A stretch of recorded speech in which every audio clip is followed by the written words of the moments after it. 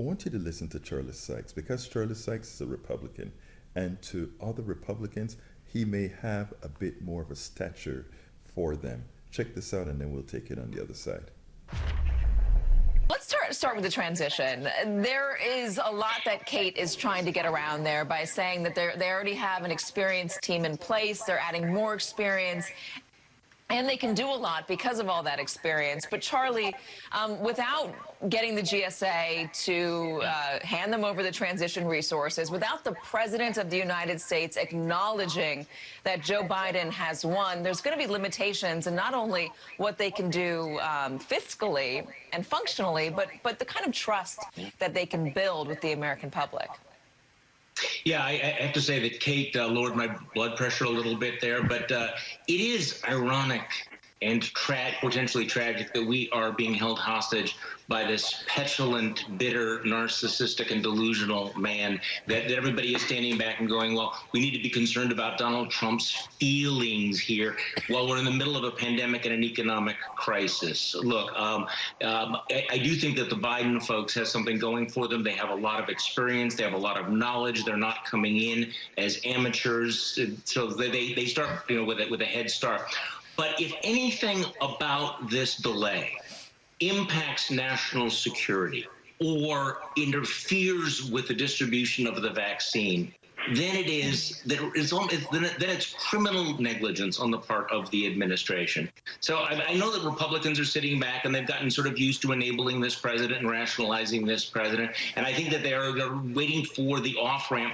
But it would have been easier, I think, for them to have cut the cord early on, because if this becomes a litmus test now of loyalty, that you have to pretend that he didn't lose the election, that you have to look the other way while he delays this transition, then things are going to go from bad to worse. And I'm hoping that there are saner voices in the White House, I won't say in the president's ear, but are pushing him to say, look, you need to acknowledge reality here. There's a country to run. There are human lives to be saved.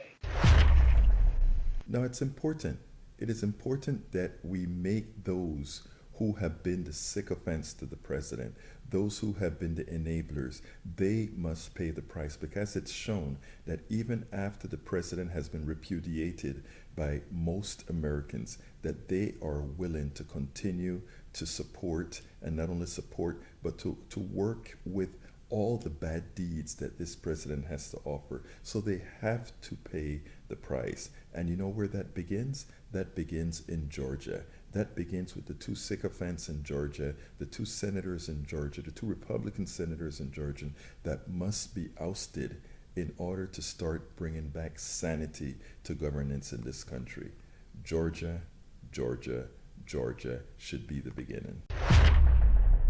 We spend a lot of time deconstructing the news, trying to parse it into a form that everybody can understand. We try to find those little nitpicks where it flies above the fray, etc.